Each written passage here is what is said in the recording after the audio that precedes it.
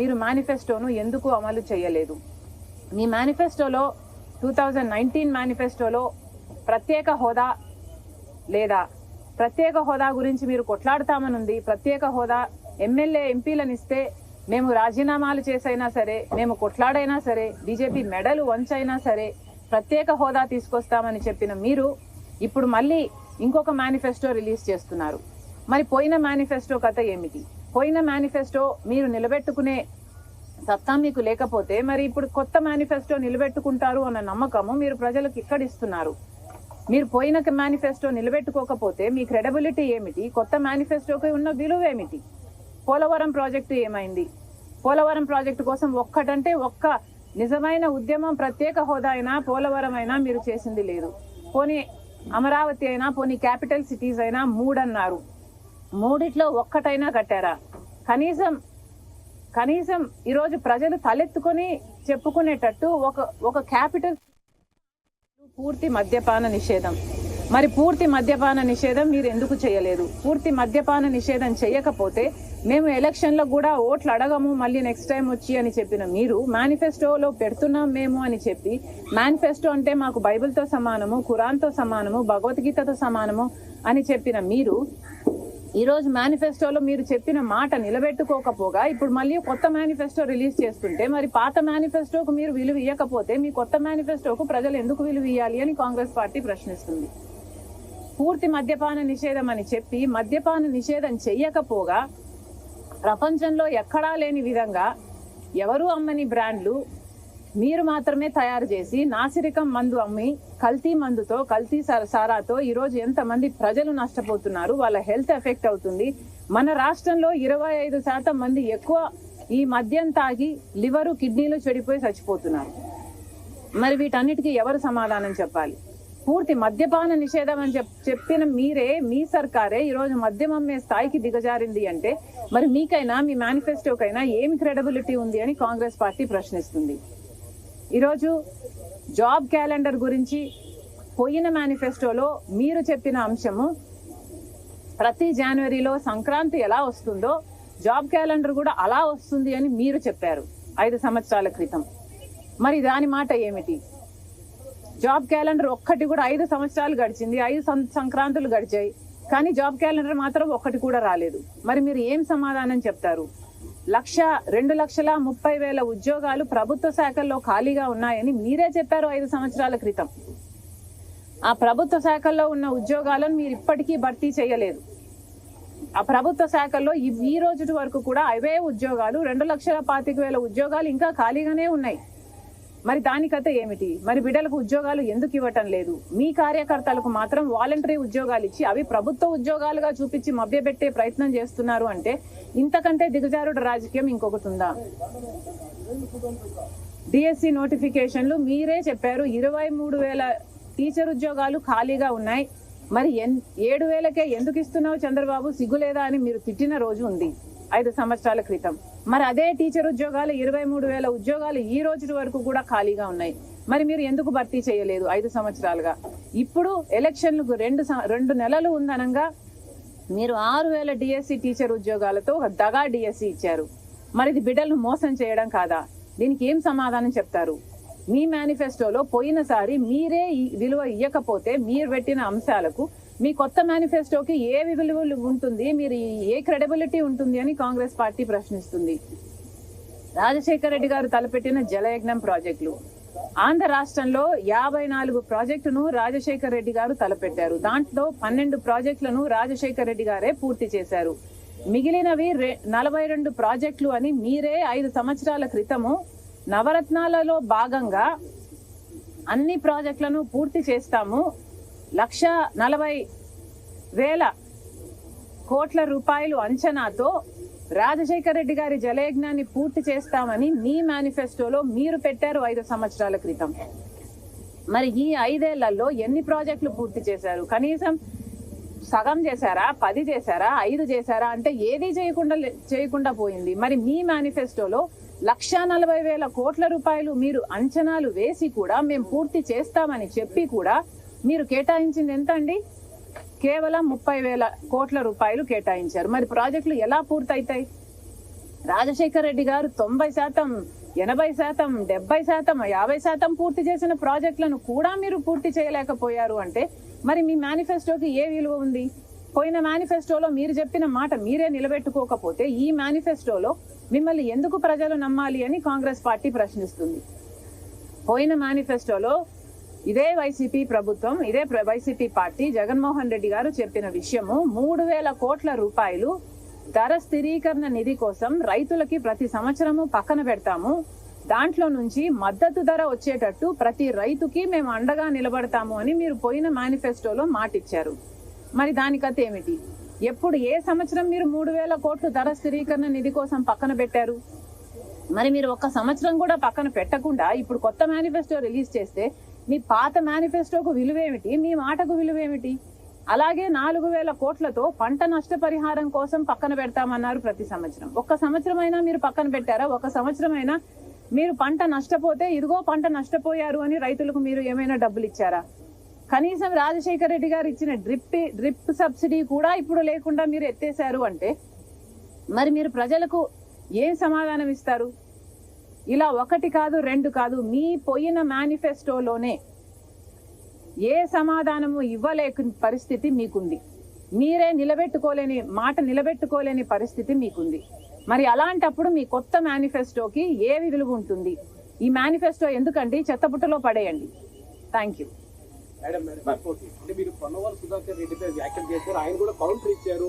మీరు అన్ని రాజకీయ లబ్ధి కోసం మాట్లాడుతున్నారు, అన్ని అవాస్తవాలే అతను అంటున్నారు. దానికి కేటీ లక్ష్మణ్ కూడా ఇచ్చారు మేడం, దానికి సంబంధించి అట్లాంటిది ఏమి వచ్చినట్లేదు. అయినా ఇన్వెస్టిగేషన్ దాంట్లో బయట నుంచి దొరికి ఉండదు. అంటే ఒకరి ప్రోద్బలంతో ఒకటి ప్రజలతో ఛార్జ్ షీట్ లో పేర్లు యాడ్ చేయడం అనేటువంటిది ఉండదు అని చెప్పి రాజశేఖర రెడ్డి గారి దర్యాప్తు చేసినటువంటి సిబిఐ జడ్జి లక్ష్మీనారాయణ గారు చెప్పారు. ఇవంతా పెడితే అవ్వదు, ఇంకోటి తీసిమంటే అవ్వదు అని కూడా చెప్తున్నారు.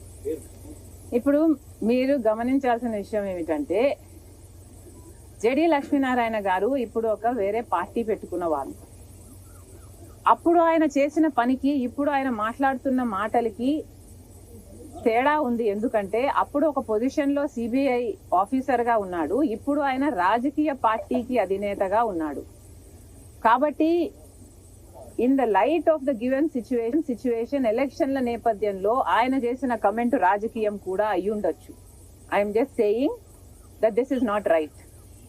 ఆయన అప్పటి పదవిని ఇప్పుడు అడ్డు పెట్టుకొని మాట్లాడడం, అది కూడా ఒక రాజకీయ పార్టీ అధినేతగా మాట్లాడడం తగదు. కనుక నేను పర్సనల్ గా I'm not going to give any value or credit to the statement he made. ఇది పక్కన పెడితే మీరు చెప్పిన పొన్నవోలు సుధాకర్ గారు అసలు ఈయన ఏం లాయర్ అండి? ఈయన ప్రత్యర్థి చేస్తున్న ఆరోపణ తప్పు అని నిరూపించాల్సింది పోయి నేను చేస్తున్నది ఆరోపణ, నేను చెప్తున్నది నిజము అని నేను చెప్పడమే కాకుండా ఆయన ప్రెస్ మీట్ పెట్టి ఆయనే భుజాలు తడుముకుంటూ నేను చెప్పింది నిజమని ఆయనే చెప్తున్నాడు. ఈయనేమి లాయర్ అని అడుగుతున్నాం. ఒక మహిళ అన్న సంస్కారం లేదు, మాట్లాడుతున్నది రాజశేఖర్ రెడ్డి గారి బిడ్డ గురించి అన్న సోయి లేదు, కాంగ్రెస్ పార్టీ అధ్యక్షురాలు గురించి అన్న స్పృహ లేదు. ఏకవచనముతో నన్ను సంబోధిస్తూ ఊగిపోతూ ఆయనకున్న టాలెంటు స్వామి భక్తి, జగన్ భక్తి అని నిరూపించుకున్నాడు. అంతకు మించి ఆ ప్రెస్ మీట్ లో నాకు ఇంకేమీ అర్థం కాలేదు. ఇక్కడ ముఖ్యమైన విషయం గమనించాల్సింది ఏమిటి అంటే నిజానికి సిబిఐ ఎఫ్ఐఆర్ లో కూడా రాజశేఖర్ రెడ్డి గారి పేరును చేర్చలేదు. చేర్చకపోతే ఇదే పొన్నవోలు సుధాకర్ రెడ్డి గారు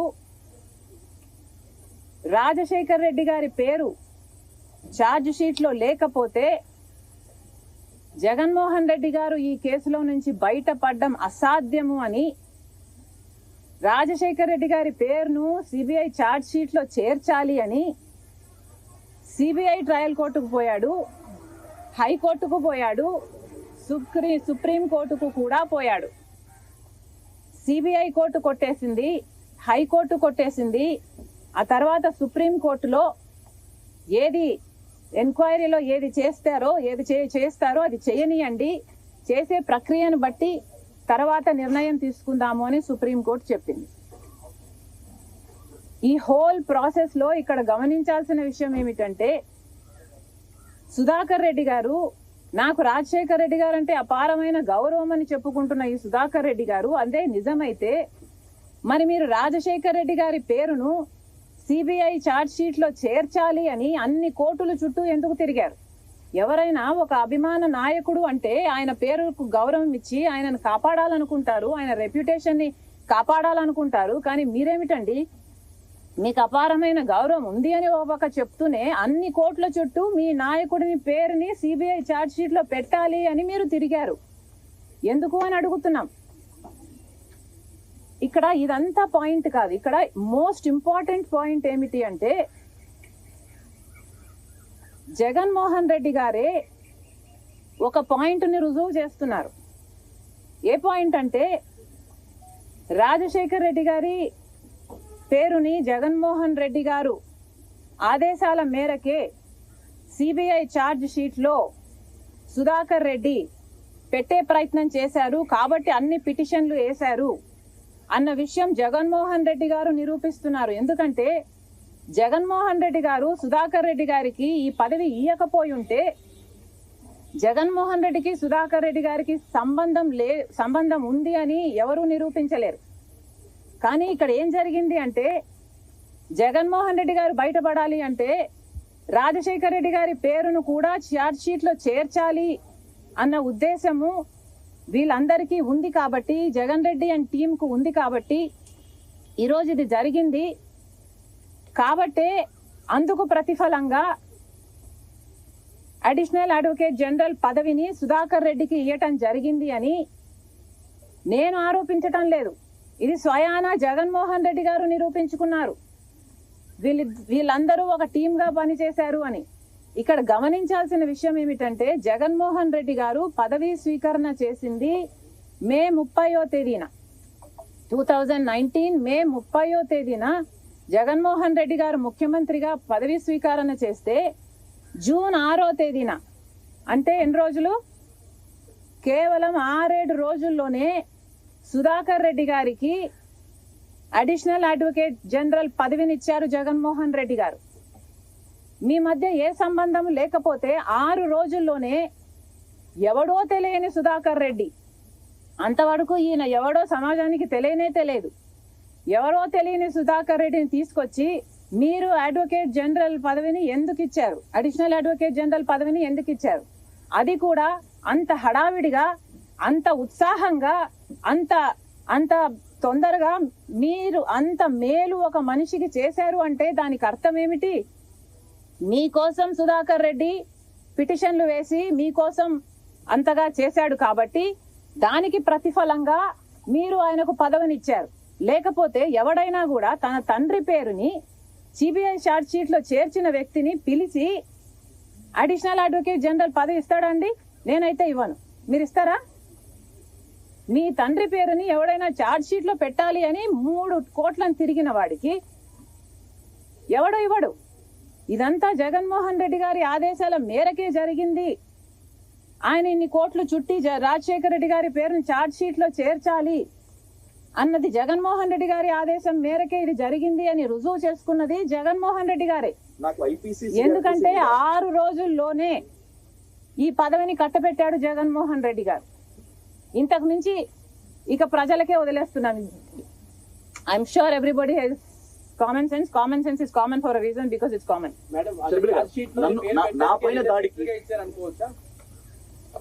మళ్ళీ వన్ ఆఫ్ యూ ప్లీజ్.